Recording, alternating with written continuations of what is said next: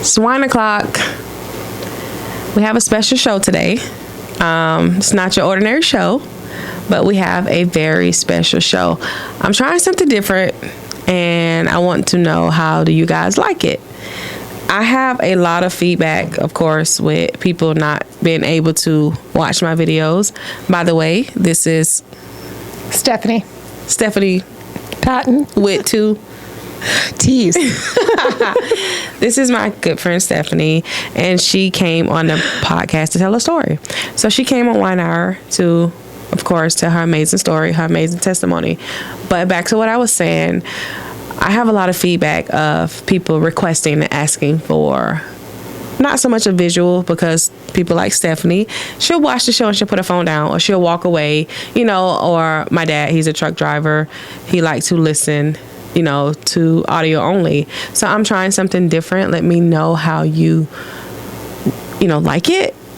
This is something new for me. I'm a bit nervous, but guess what? We're going to do our CNN thing. Ain't that's right? That sounds good to me. So I'm ready to hear her amazing story. Is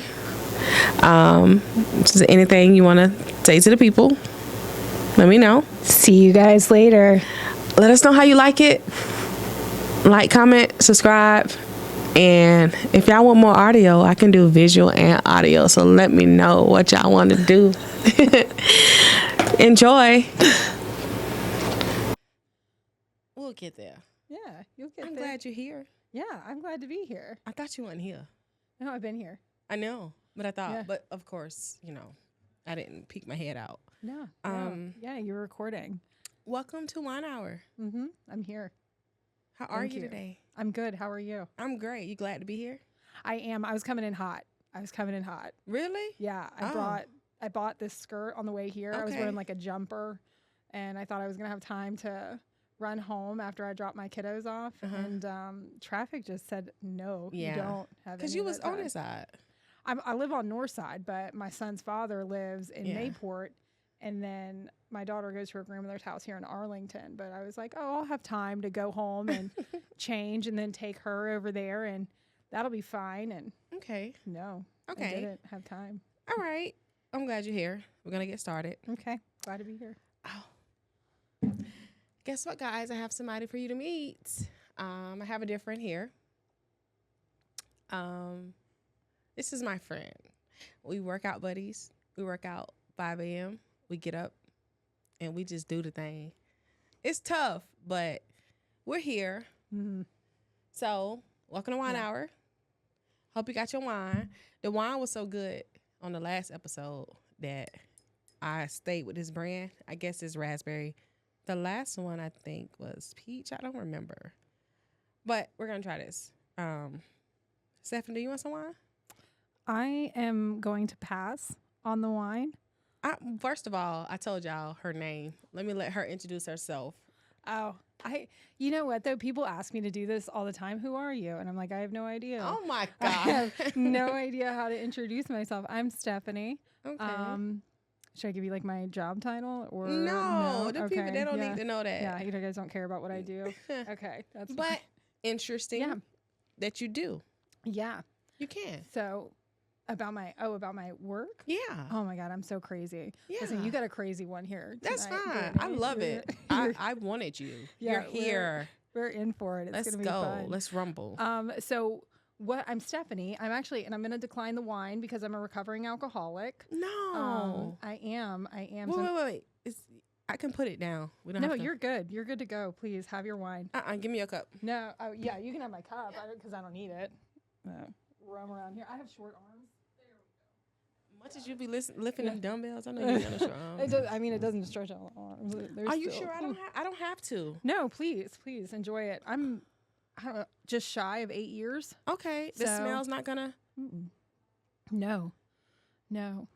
You sure? I Yeah. don't have to. I hope you enjoy your wine, and I hope it's delicious. Have one for me. Please. No. Oh my God. That's what I always tell my mom whenever my mom's having a glass of wine. See, it's a beautiful sound. Oh my Yeah. God. I hope it's not temptation. Like, It is not. Are you It is sure? not, You're I so promise. strong. I promise. I mean, just recovered, right? Okay. Recovered.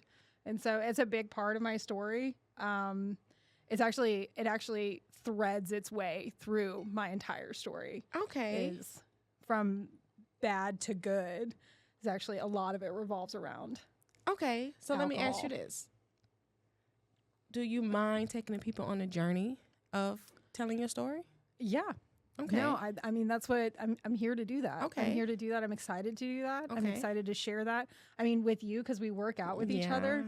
And when I wake up and we work out with each other. And so you kind of don't ever know like what somebody's going through when you're sitting with them, right? Yeah. And you can just be there and be in those moments, and you never really know what somebody's dealing with. And I know that for me, the whole journey, like as I've reflected back on it over the years, I've had the opportunity to share my story with other people who are recovering, or, you know, other women who are experiencing different situations, which I'll tell you guys about that in a little bit, because it gets crazy.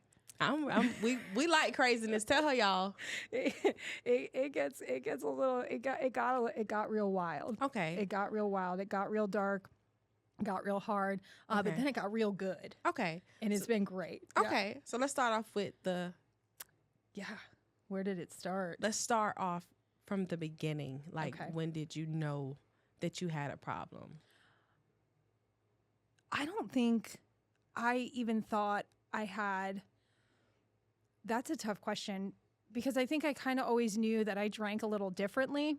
But so I got sober when I was 27. So I'm 35. I got sober when I was 27. So I was pretty young. You got sober when you was 27? Yeah, I got So sober when when did I it was start? 27. When did drinking start? I started drinking when I was 12 years old. I think I had my first drink.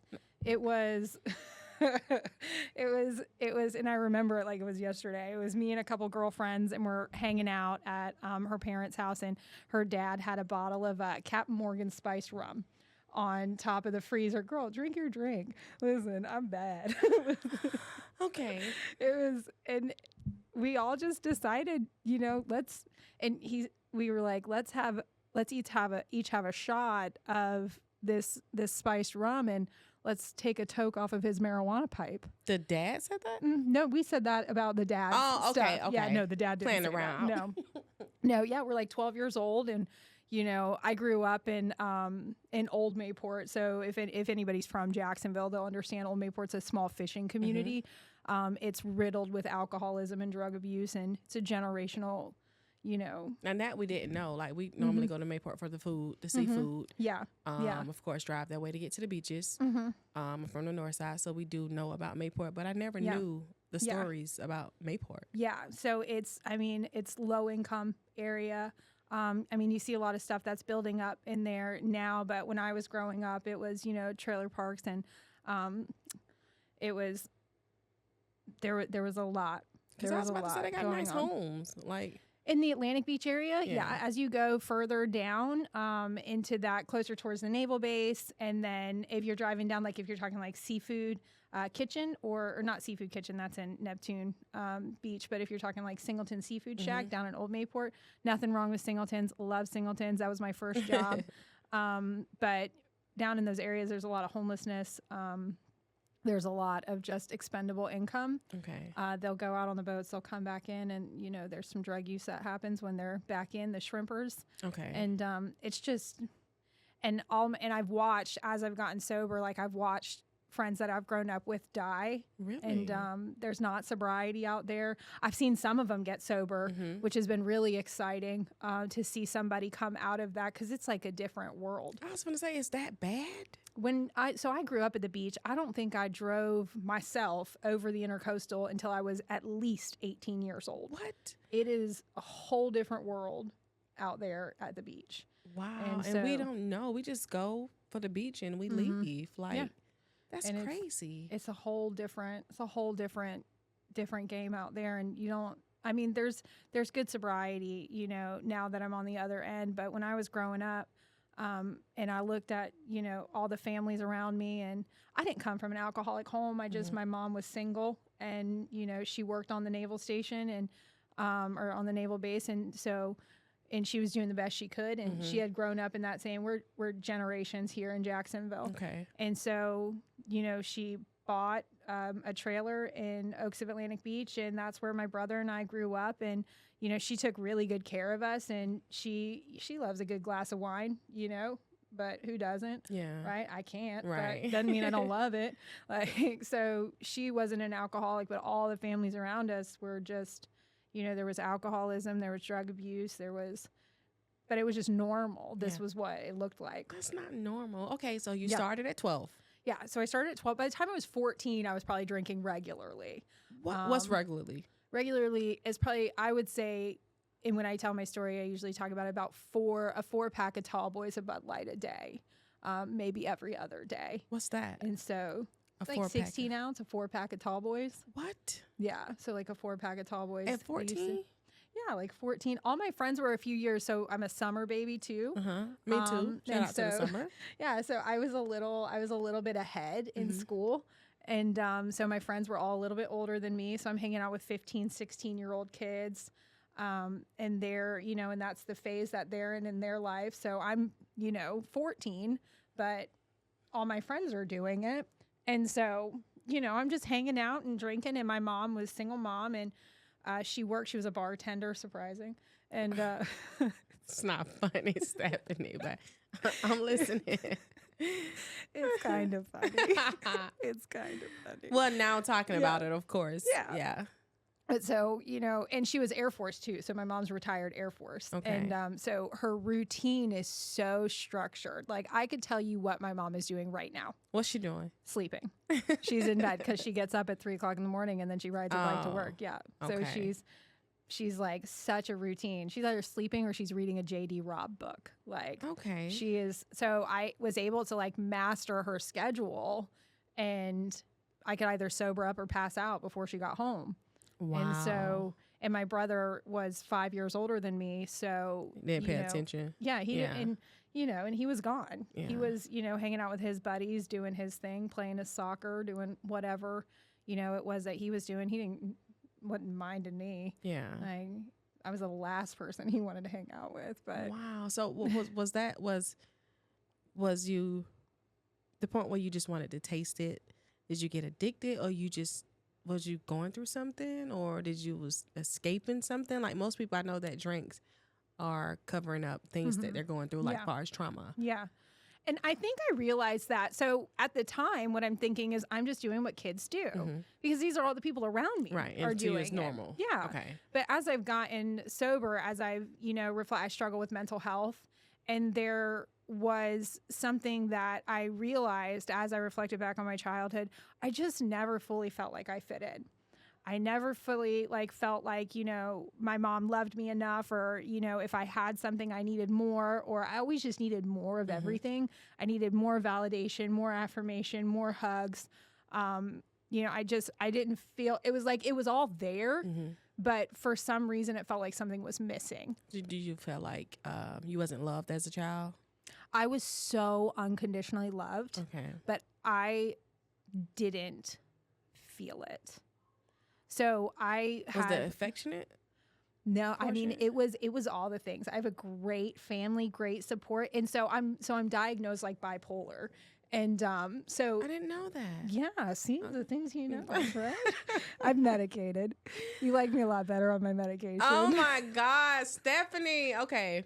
I'm telling you. Oh my crazy. God. Okay. Yeah. So but I was never medicated. I was never diagnosed. And I was talking to a psychiatrist the other day about it, and, and just talking about like emotions and things. And he's like, you can have all the felt safety in the world. And he's like, and there's this box and everything's lined and everything's filled. But for the person who is experiencing like a bipolar or a mental illness, then they don't really know what's missing. It's just like you have the line, but it's dotted.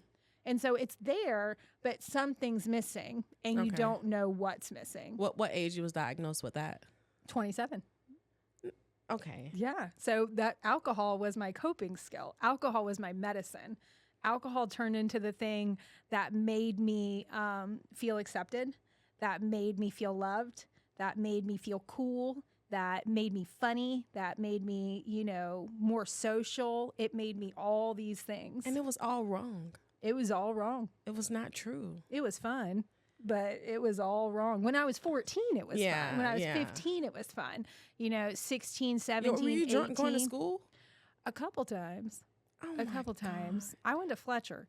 So Fletcher, you're 2 blocks from the beach, 4 blocks from the beach. Yeah. You just cross over, go to the beach during your lunch break, smoke a little weed, walk back to the school, after lunch. Like, that's what I did. Wow. That's what I did all through high school. That was my life. Yeah, I remember one time I was drinking spiced rum in a water bottle. Like, nobody knew what was going on. At school? Yeah.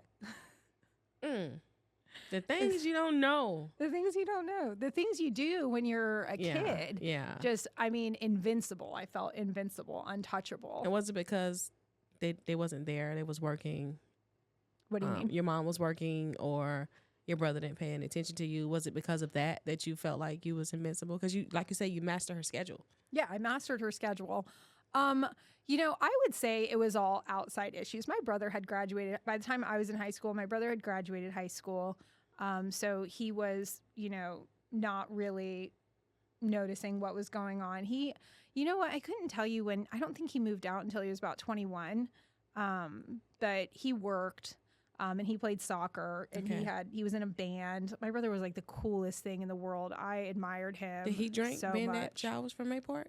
Was he He was a drinker. He was a heavy drinker. Okay. He was a heavy drinker, and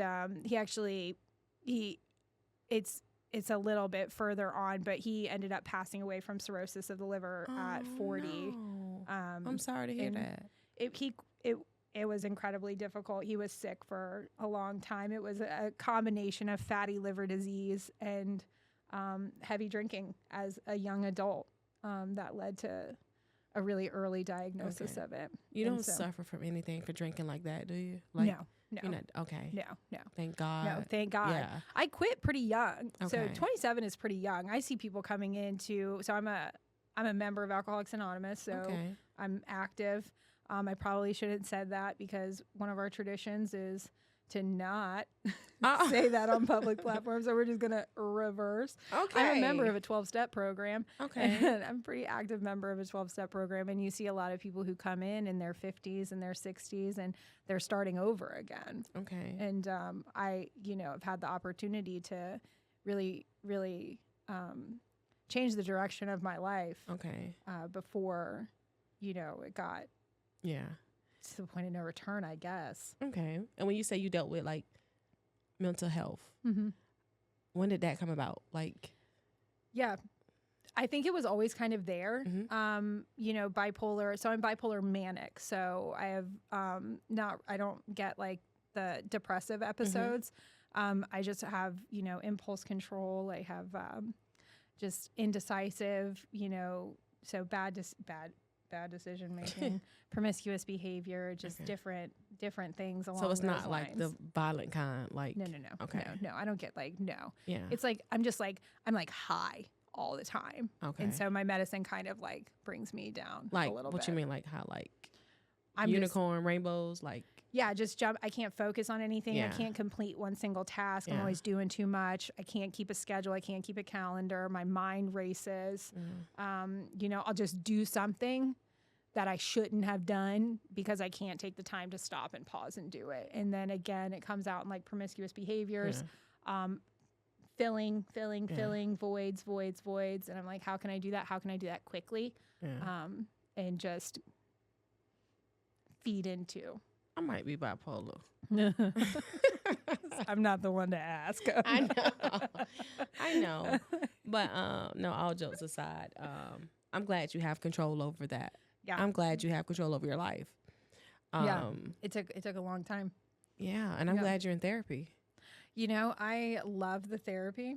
I love trauma therapy. I had an acupuncturist, a sponsor, and a therapist all at one time. Oh, at one point, I was like, I okay. need all of these things. Well, that's good though. Yeah, it is. Yeah. Meeting your love for God, like that's amazing. Like, so you needed that, and there's nothing wrong with that. And then you so boldly like, yeah, I did it. I need it, Yeah. And that's amazing because most people won't admit to that. Most people will hide from it, and most people will hide in the darkness. Speaking of darkness, you say you was in a dark place for a long time. Yeah. Well, how did that come about? Yeah, it got worse. So it didn't, I didn't stop drinking. Like, I was in high school and I was having a good time. But it just continued to progressively get worse. Okay. I started mixing in some other extracurricular activities, is what I call them, not sports. Cocaine, heroin, doing prescription pain medications, different types of amphetamines, pretty much like anything and everything I could get my hands on, I would do. Wow. And it eventually led to like homelessness.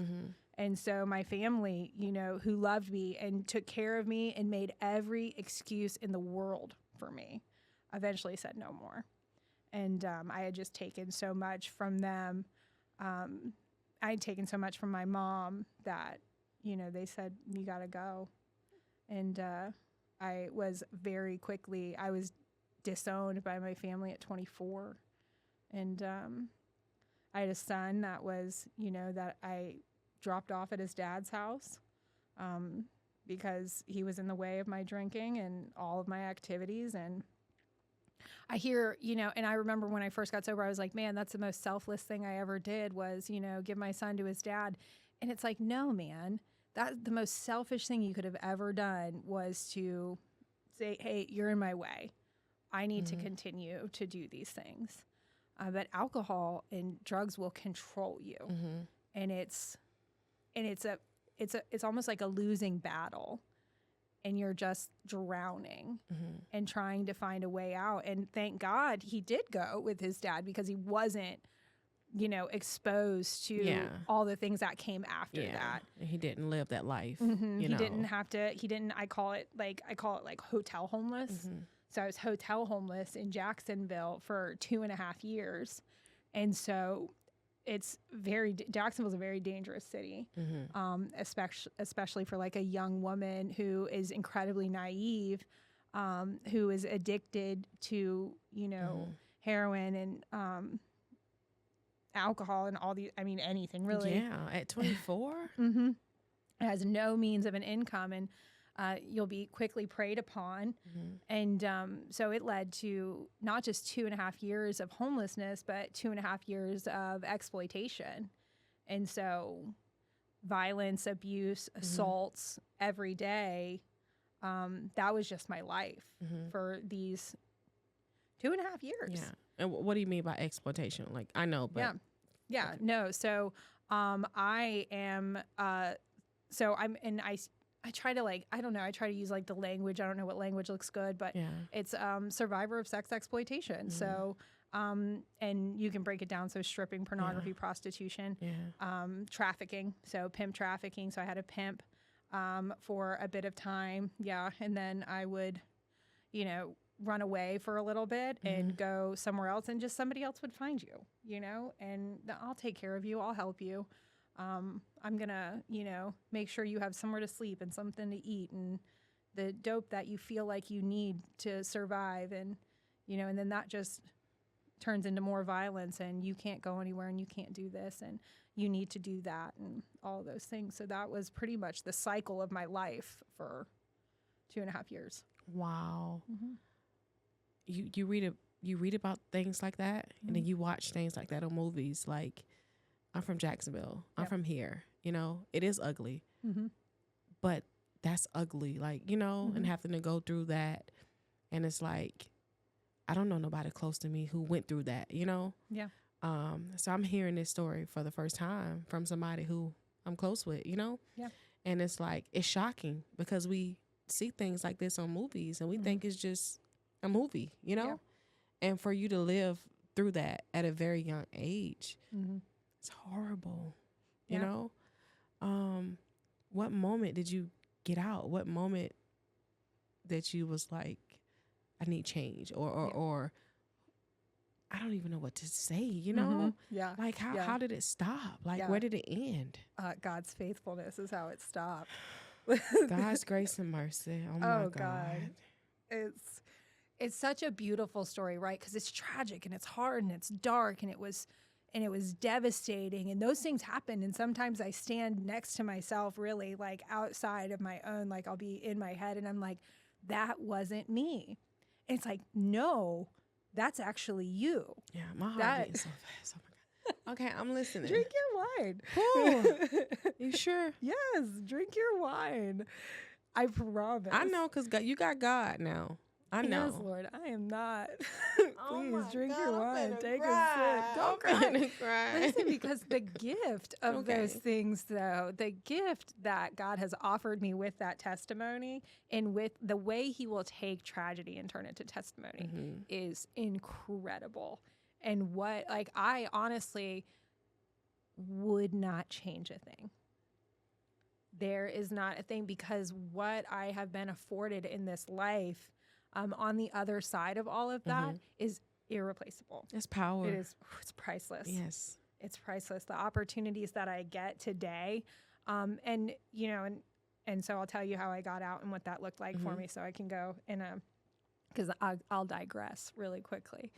But so be open. I told you that. It was God speaking to me boldly, because I need something really tangible, because I'm hard-headed, right? Because I'm 26, 26 and a half, living on these streets and, knowing that this is not right. And, in no relationship with God. I don't come from a religious family. My mom's not anti-God. She's not, she's just neutral. I think she has a much stronger belief now, given the way that, our lives have unfolded. But, I'm driving down Main Street, so north side. So I'm driving down Main Street, and there's this young lady sitting, because at one point I had a dope dealer, and he would tell me all the time how much potential I had. Okay. And he let me stay in his hotel room there was like a couch. It was at the Airport Road Inn, and it's no longer the Airport Road Inn, but he would let me stay on the couch, and I'd like babysit his twins or wash his car. I had a sugar daddy that would send me X number of dollars every Friday, and he would kind of like almost like give me an allowance every day of dope, so I wouldn't have to work anymore. So I wouldn't have to go out and find money or hustle. And he let me stay on his couch for like 2 months, and I didn't have to worry about anybody, being violent towards me. I didn't have to worry about anybody assaulting me. I didn't have to worry about where I was going to sleep or where I was going to stay. He let me stay on this couch, and he would tell me like every day, how much potential I had and what are you doing here? And, what do you got going on? And I had a child while I was in the middle of the streets. I had her premature. She was 26 weeks, 6 days, 2 pounds, 6 ounces. And I left her in the NICU. I was terrified. I'm homeless. I'm living on the streets. I have a son that I gave to his dad. I have a family that won't talk to me. I'm addicted to all of these drugs, and I don't know what to do. And so I left her in the NICU. And I'm sitting and it was from those 2 months that he let me, it took a couple more months. I don't know. Time is a blur when you look at this thing as a whole. But at one point he started letting me stay on this couch, and I'm driving back to the hotel from Main Street, and I stop by the gas station, and there's this girl who's just like distraught, and she's sitting outside the gas station, and it's about to be nighttime, and nighttime on Main Street over there by 63rd is not a great place to be when you're a young girl and it's dark outside. 63rd and Main is not safe. Okay. And so I picked her up and I said, I asked her if she wanted to come back to, the hotel room with me. And she could use my phone and stuff and call who she needed to call, but she didn't need to stay out there. And so when talking to her, she had just left Gateway Detox because they wouldn't let her see her baby. And that was the first time I had heard Gateway Detox in many years. And it's a state-funded facility. It's a state-funded detox, and that was the first time I'd heard it in many years. And so she called her boyfriend and told him she had left detox. He came and he picked her up, and she smoked some of my crack, and what I mean. It was cool, and it was a good meeting. But it was at that moment that something was just planted inside of me. Now I didn't run to go to Gateway Detox or anything, but just like that was the moment that I heard it.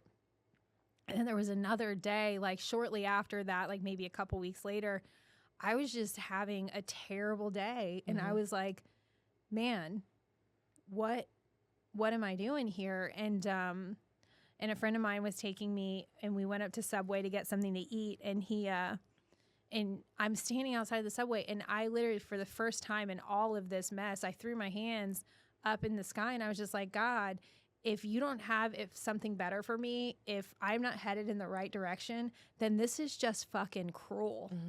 You are just being cruel. And I was really mean to the girls in the Subway. And then I was like, why are you being so mean? And I went back in and I apologized. I gave him like a red box, like a free red box rental. And I was like, rent a movie, get some popcorn. I hope you feel better. Yeah. I'm sorry. And I get back to the hotel, and I'm because these hotels are filled with working girls. Like Jacksonville ranks number 48 in the nation for reported cases of human trafficking. Wow. So it's everywhere. Wow. But so I'm in this hotel. I go over to the girl next door. She's in the room next door, and I'm sitting there, and I'm just crying and devastated, and she can tell. And, she starts rifling through her purse, and she's like, something's just telling me to give this to you. And she pulls out this 14-karat gold Star of David. I don't know anything about God. All I know about that is that is a symbol of God. In whatever religion, whatever, I have no idea. But I do know that I had just asked God 10 minutes ago. Show you a sign. If I'm not headed in the right direction, like, what's up? And he did. And he was like, here it is. And a couple weeks later, it was a Friday night, and I was like, man, I'm going to go to Gateway Detox. And I just said it. And I wasn't going to go on a Friday night because nobody gets sober on a Friday night, right? I was like, I'll go on Not Sunday. funny, but no. Nope, nobody gets sober on a Friday night. So I just kept saying it to myself over and over and over again. And come Sunday, I told myself I was going to go on Sunday. But come Sunday, I actually went. And I actually went to the detox, and I never left. Wow. And it was May 22nd, 2016. And so I'm just shy of 8 years. Yeah, and it's God coming willing. back up. Yeah, it's coming. Wow. And, the most amazing thing about the different guests that come on here, they say the same thing about things that they speak. And I always tell people, I know they're tired of me saying this, but when you speak things in the atmosphere, be careful, because it's going to happen. Yeah. And all of you guys have the same thing in common. I said something, oh, I blurted this out, or I talked to God, Yeah. And it's truth into believing that life and death lies in the power of the tongue, because our tongues are powerful. 100%. And when you spoke that, you woke him up, and it's not that God give us free will, and it's not that he run away from us. We run away from him. Yep. So he's always there. So in that moment, he was waiting on you to take that step. And when you took that step, he took 10 steps. And that's all, that is all he is, Yeah. And it's like God, he's always there, Yeah. And it's beautiful because he waits on us, and you saying that you was angry and, asking him, he probably was at the laughing like, I've been waiting on you, You finally knocked. And in the midst of all of that, you're this beautiful person, It's a gift. Yeah. And it's like, you told me I wasn't going to be ready for this story. And I told you, I don't want to know. Tell me on the podcast. Oh, my God. Okay, back to the story. My viewers going to be like, Brittany's so dramatic. It's just that, y'all, this is real time. This is real life. This is people's real stories. And it's amazing how God worked. It's amazing how he worked. Excuse me. He's real. He's there. He's awesome. He's everything. Like, you know what I'm saying? And these stories, I'm not faking like it's not affecting me. It affects me. My heart is beating so fast. I am very dramatic. I'll fall out on the floor right now and kick and scream. But listen, it's just the fact that you're here. You don't look like nothing what you've been through. none of that. I'm just shocked. Yeah. You know? Me too. Oh my God. 100%. Me too. Oh my God. Yeah, You know? me too. Okay. Thank you, God. Thank you for this. You know, you don't know how many people you're helping. You know, you don't know how many people are battling with things that you have went through. Yeah. Speaking of that girl, you say, and you probably don't talk to nobody in your past, but have other people came out that you, Like other girls came out of the life? Yeah. Or I have been working with girls coming out of the life of trafficking for the last 7.5 years. and So that's why I wanted to tell, yeah. wanted you to tell them about Yeah. your job. That's why I said, wait. No, I have been, and that is what God will do. Yeah. Is He will take you out of this, but He will send you back into it. Like Yeah. I get to be in the trenches with these girls, Yeah. and I get the opportunity to say, hey, Yeah. we're on the other side, and there is hope, and there is healing, and there is grace. Yeah. Because the amount of like guilt and shame and just, I'm too much. Yeah. I have too much. I have too much baggage. I'm not good enough. Yeah. I'm not worthy. I'm not Yeah. valuable. If only they knew me, Yeah. right? Would they want to sit next to me? Yeah. You know, I don't belong at this table. Yeah. And there's all of these just like lies that Yeah. you battle. And I mean, I would say I battle those lies today. Mm-hmm. Like still walking into a room, like if only these people knew who I was, they would kick me out. They Thank wouldn't. God, listen. Because guess what? God qualified the unqualified, you know? He said you will be first and not last. You'll be head and not the tail.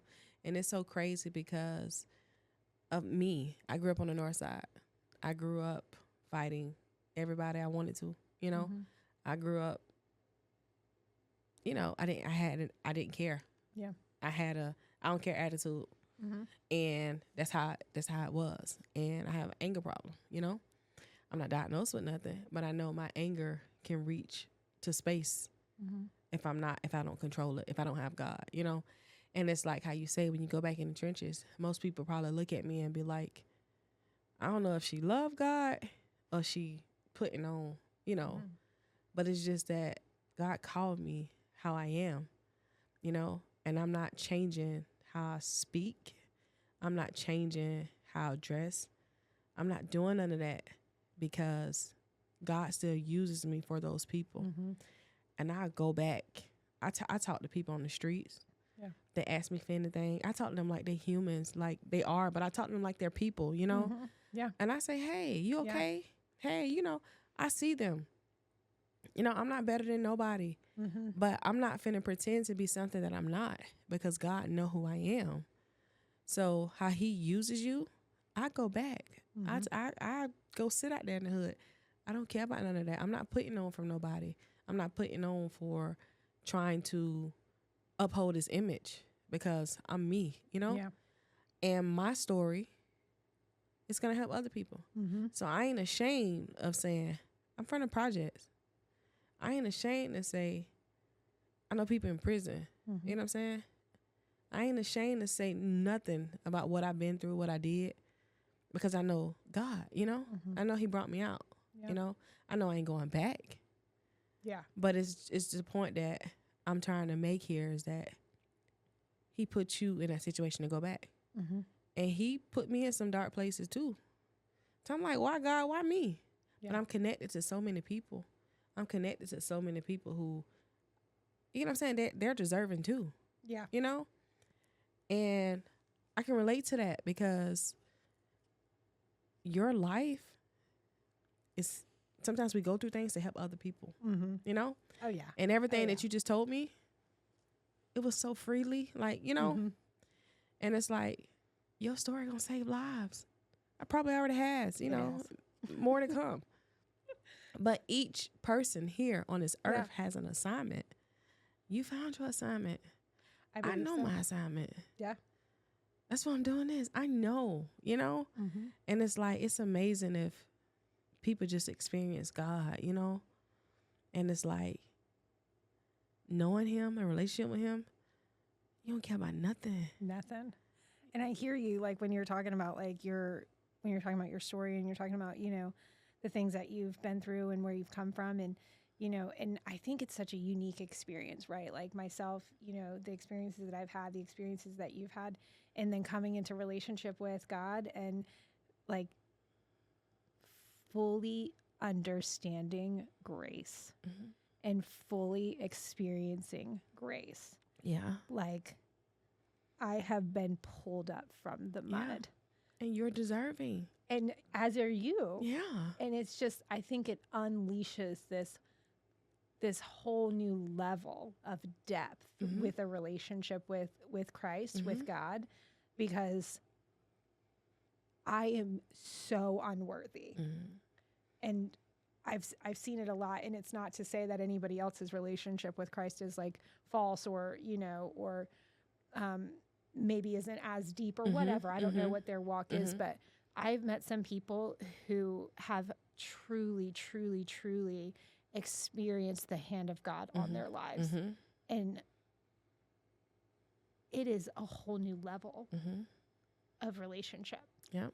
And it's a beautiful thing. Yeah. And it's an opportunity to not, I don't change. Listen, my mouth, and that is a gift from the Lord so that I can reach those people who look at Christianity, who look at Jesus like, oh my gosh, he's untouchable. No, he's listen, not. let me sit here and talk with you in the way you talk and praise Jesus at the same time. Yep. Because those things can live together. Yep. Like we can live and love Jesus and still be who we were created to be, which is me right now as I am. I don't hide anything. I don't hide no tattoos. No. I don't hide nothing. I'm going to live how I want to live because I have a real relationship with God. Yeah. All that pretending in religion, that's not it. No. You know? Yeah. And it's beautiful that some people are like, oh, you could turn it on and off. It ain't that. It's just that he connect me with so many people. I don't have to turn it on and turn it off. Yeah. I didn't meet you guys and, you know, was something different. Yeah. I was this when you met me, you know? Yeah. And it's like how you say grace. Us as people, when you have a relationship with God, you give people grace, you know? And that's a whole nother subject when you're dealing with the spiritual realm. But honestly, people always say, well, I'm so nice to people. I'm so forgiving. Why I let people run over me. It's not that.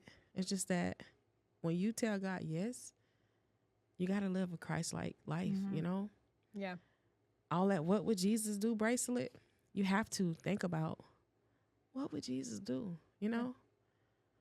Because everybody's deserving of grace. And you got people who cause damnation on other people's soul.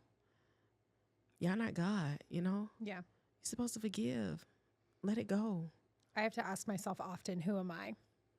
Like whenever I'm feeling like I'm getting into a place of like judgment or resentment or anger, who am I? But another just small, tiny, tiny piece to a much larger puzzle. Yeah. And who am I to not forgive somebody, or who am I to cast judgment upon somebody? I am nothing but another sinner. Yeah. I roll out of bed sinning. Yeah. And it just is what it is. It is what like it is. My, you know what I mean? My thoughts, my judgments, my, you know, my different natures. Like I roll out of bed sinning. We all do. Yeah. And God's grace is poured out on me every single day, brand new. Because it's still there. It's lying dormant. The only thing is we have choices. Yeah. I remember a time when I didn't cuss. I didn't drink. You know? It's like, Brittany, how could you? I choose not to. I control my mind. Yeah. God took the taste out of my mouth. You know? We all fall short. Oh, yeah. You know? 100%. I fall short every day. And it's like grace is there.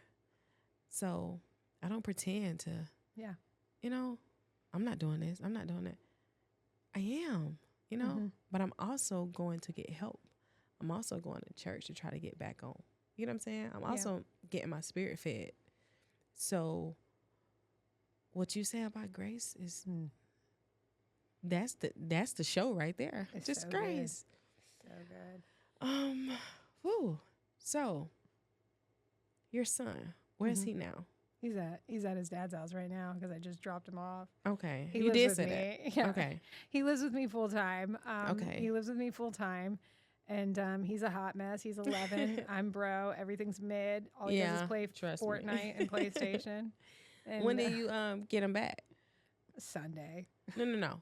Oh, when did I get it back? Oh, when did I After get you it got clean. So that's actually a pretty tragic You're story, like Sunday. Like Sunday. Yeah, I got to go get him Sunday. And so everything took time. Okay. Everything Yeah, took of a lot course. of time. For me, my son was one of the last things to get back. You know, my mom, once I got sober, it took her about 30 days to come and see me. It took about a year for my grandmother to talk to me. 2.5 years for my aunts and uncles. 2.5 years before I saw my son. That's a different story though, because his dad knew what I was doing, but we just wanted to kind of make sure that I wasn't gonna be gone again. Yeah, a relapse. Right? Yeah. So I think he was 6.5 when I saw him again. So I was gone for quite some time. So he was 2 when I dropped him off. So he was 6.5 when I saw him again. Dad stepped up. That's amazing. Yeah, he's a. I mean, we were friends. Yeah. Like, you know, it was like a one night stand that turned into a kid, and Turned into a kid. Yeah. Him and I have been friends. We've known each other since we were like 15, and we both grew up in Atlantic Beach, and we just, you know, took care of him to the best of our ability. And when I couldn't perform those duties, he took care of him. That's awesome. And he never told him that I was out running the streets or whatever. He always told him I was sick and I needed to get better. And so my son doesn't have any idea or thoughts that, you know, I left him for drugs and alcohol. He can't watch this. Huh? He can't watch this.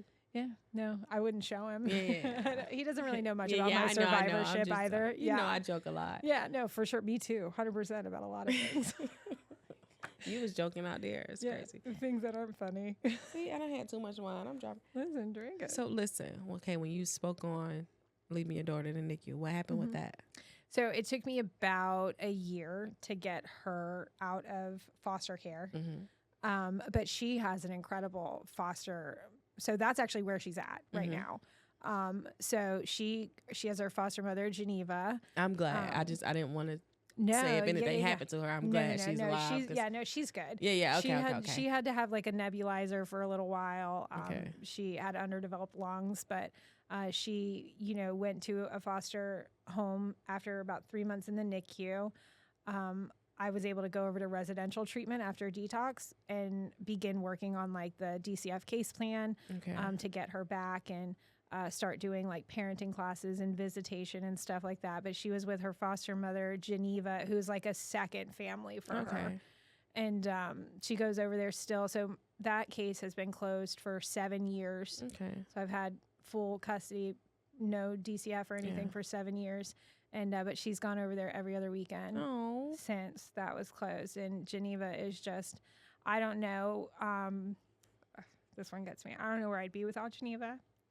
Because when I was first like getting sober, it's like overwhelming just to live sober. Because I had drank since I was like, I drank regularly since I was 14 years old. So I'm 27 years old and I don't know how to live without alcohol. I've never paid car insurance. I've never paid rent. I've never, you know, I've never like held a job for longer than a year. Like I've never had real relationships in my life. I've never done anything without alcohol or, I mean, you know, and there was some heroin, there was some crack, but booze was my best friend.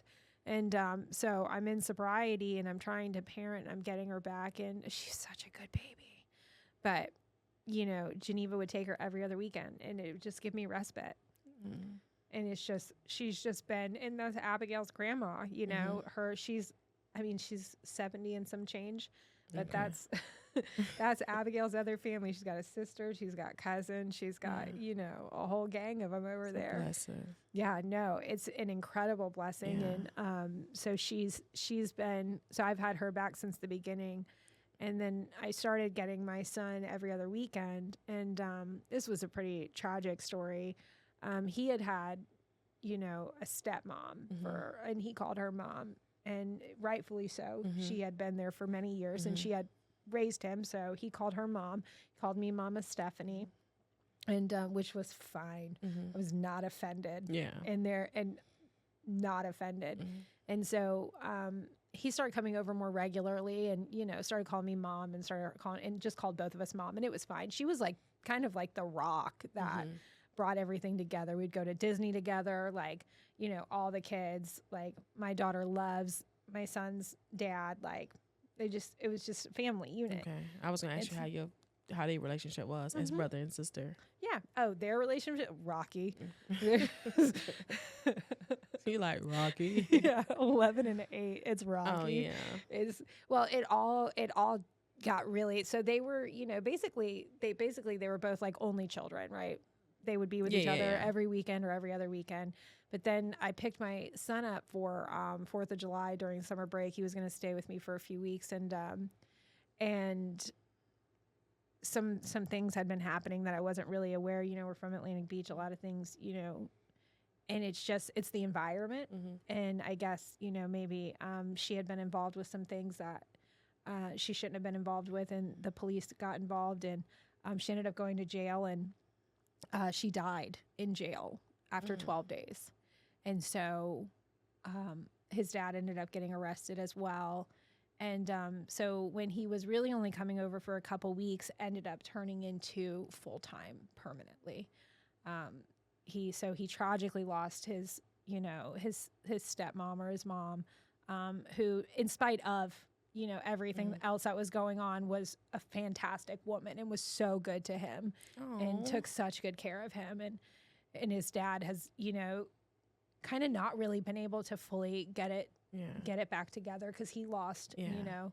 Well, did she die of natural causes? Like, no. So the jail said COVID, but she was diabetic.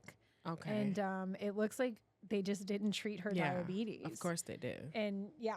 So it's jail. Yeah. So. She died really tragically and probably really painfully. Oh. And it was so devastating for, you know, everybody. And his dad is, you know, not been able to at this point take him back full time. Yeah. But if he ever got to the place where he could, you know, there's no argument from me. Like, we're here to make sure that he has the best care possible. So that's how I got him back full time. Okay. And so all of a sudden, my two, you know, only children now become full-time brother and sister in the middle of COVID. Yeah. And it was like... Then they had to quarantine and stuff. So. Oh, it was terrible. Yeah. It was terrible. It's still terrible. But they're kids. But they're siblings. So they love each other so well. Yeah. They're so good with it. He's so good with her. They fight like brother and sister do. It's not anything that's out of the ordinary. Well, I'm proud of you. Extremely proud of you. Thank you. And you know, we're going to talk some more. Ooh. Listen, you're walking testimony. Oh, 100%. I salute you. The God's grace. Yes. Yeah. Elaborate more for the viewers. Your job. Yeah. Your work. Yeah. I know you do, y'all do something monthly. I know you be inviting me to. I think you had a women's. Oh, Women Empowering Women. Yeah. But I don't work there anymore. Ooh. Oh, no, it's okay. I will advocate and love them for my entire life, because that was one of the first real jobs I had when I first got sober. It was it really launched my career. And so it was Rethreaded, RETHREADED.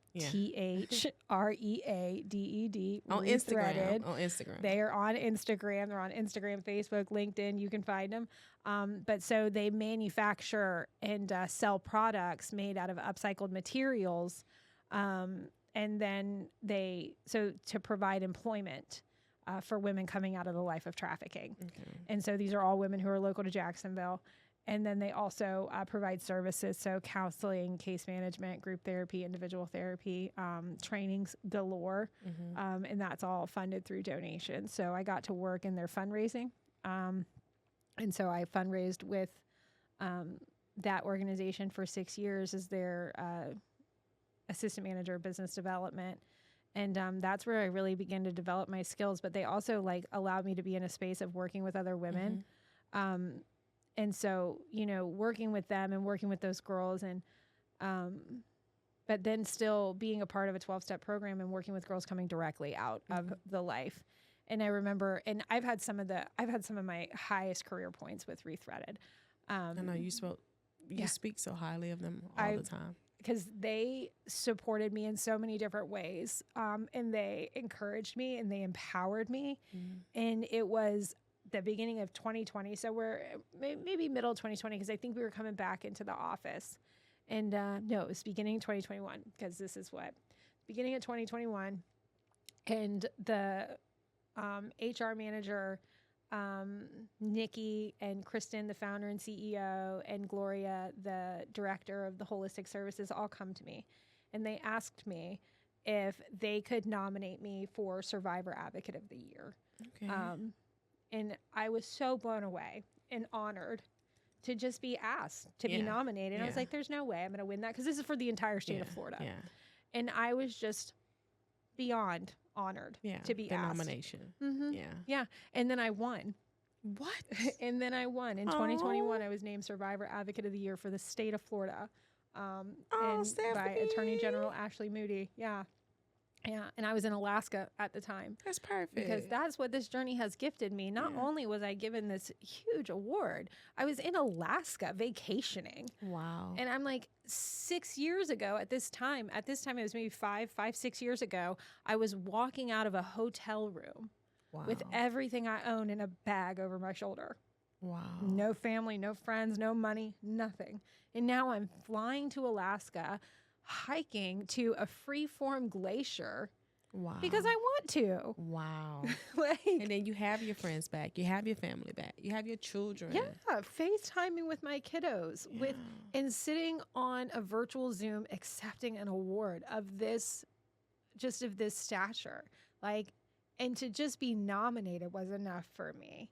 They also encouraged me to join, which I still get to do now. I still get to do, actively. I'm a part of the Survivor Leadership Council for the city of Jacksonville. So we serve under city council. It's myself and 6 other brilliant survivors. And we're just going to try and make change in our city. Yeah, that's and we amazing. Just work together, and we just do that. Sometimes it's better for the person that's going through, been there. Like you say, you knew the girls in the hotel, you knew everybody, you knew, you get what I'm saying? Like you was in that life. Yeah. And sometimes it's better for someone to be in that leadership role, in that leadership position. Yeah. To go back and help, because you don't want nobody who on this, outside looking in. Yeah. You was there. Yeah. Well, and I know the gaps in your services. Yeah. I know where you're dropping the ball. I know where you're missing. That's what I'm saying. Yeah. So that's amazing. Let me tell you what to do, because you're missing the point. And just how can we help our city serve our women and men better? Yeah. Like, how can we help them do better and be better and serve, people who are actively being trafficked, people who have experienced trafficking, or prevent our children from experiencing trafficking. And so that's been a real honor and a blessing to be part of. And then again, and they developed me into the point where I could take on this new role that I'm at, which is the director of development for entire fucking treatment center. Period. Listen. Drop one of the clues bombs. Entire treatment center. They were like, oh, you. Yeah. And I wasn't even looking for it. And that is the gift of the Lord. Looking for you. Yeah. They sought me out. And that was how I know it came from God. Because I was in a job that I loved. I was in a role that I loved with people that I loved. And because I was going to ask, I was going to say, did they fire you? Like, what happened? But no. Yeah. No, they released me into the world to go out and continue to do good. And it was a beautiful transition into I'm not going to say better, because I don't know if it gets much better than Rethreaded, but a different role. Yeah. And and now I still get the opportunity to serve people and get them into a treatment center. So that's amazing. Somebody struggling with alcohol or substance use disorder or co-occurring mental health disorders, I can help you. Yes, please reach out. Yeah, no, I got you. You can put my number in the bio. Please reach out. I ain't going to get them people your number. Yeah, it's in my card. Oh my God. Please reach out, guys, if you know somebody who's suffering from that, if you know somebody who's suffering from anything that she's mentioned. Oh, yeah, I'll help them. She has the cards. She got the playbook. She knows. Tell the people, where can they find you? Where they can find me? Yeah, social.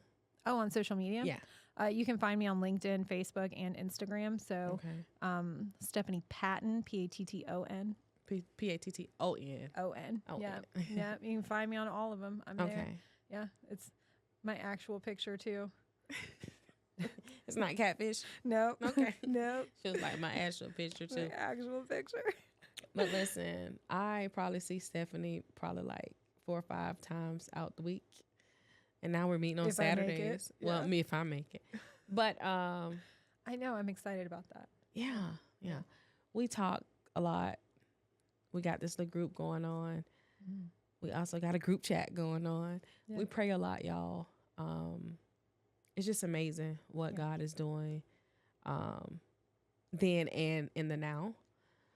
It's just amazing how he connect people, you know, from different backgrounds, how he connected us and the rest of our friends and the rest of the members of the gym. It's Christian based. We pray every morning before the workout, and we pray after the workout. And it's just amazing how God works for his people, not just for people of color, for everybody. Like God is there. He's real. And I'm glad that we connected, you know? Yeah. I'm glad that we're going to continue on connecting and continue on experiencing God and our friendship, you know? Your story is amazing. And I feel like there's more to come. Oh, 100%. He's not done with you yet. No. Yeah. You're so strong. And I'm going to go cry. But guys, is there anything else you want to let them know or tell the people? I think I do want to say just like a takeaway because it's a heavy story. Okay. Because it's a heavy story and it's a hard story. And I just I want the takeaway from this to be the gift that I have been given. And knowing that God can work in anything and he will work in anything and he is moving constantly. And everything that I have right now is a gift and an opportunity. And I do nothing. I do nothing but do what I think he would have me do to the best of my ability. Not perfectly by any means, but to the best of my ability. I wake up every morning and I ask God, what can I do to be of service to the person next to me? Amazing. But it's a hard story. It's a heavy story. It does not define me. And we are not defined by our stories. And so I'm simply a child of God. And, you know, and I think that's it. Like I get to be here. Yeah. It's beautiful. It's beautiful, that relationship. And I wake up in the morning every day and I always be like, how can I help? My family be upset with me. I help anybody. I help everybody. Sometimes it's good help, but sometimes people would they in it for the wrong reasons, you know? And I don't feel anything by it. Guess what? God, what's my next assignment? It's over with, you know? If it come back, guess what? Hey, how you doing? But like you, I'm like, how can I help? It's people out here who need help. It's people out here who need to tell their story. It's people out here who need to be heard. It's people out here who need to hear your story, you know? And that's it. That's all God wants from us, you know? Yeah. Save his people. Y'all 100%. Save us all today. Yeah. I'm glad you here. Y'all glad Stephanie? If y'all glad Stephanie here, please write in the comments that y'all glad she's here. But it's amazing, Stephanie. I'm happy to be here. Thank you for having me. Yeah, you fit right in. Thank you. I'm proud of you. I'm bringing you back with everybody coming back. Oh. I'm bring you, Jen, Brittany, I'm bring everybody. Yeah, We're gonna sit here. That'd be so much fun. So guys, thank you for tuning in to Wine Hour. And this was a kind of I'm not gonna say rough day, but I wanted to cancel. I've been sick. Well, you know I've been sick. But I've been sick. But I'm glad I didn't because I heard this beautiful story today. I really don't feel good. I don't know if it sound like that. I don't know if I'm sounding like Batman. Like I told y'all, I sound like Batman. But I keep, holding my breath because I'm sick. But it's okay because I'm still cute. But lo and behold, I'll see y'all next time on the Wine Hour. Signing off.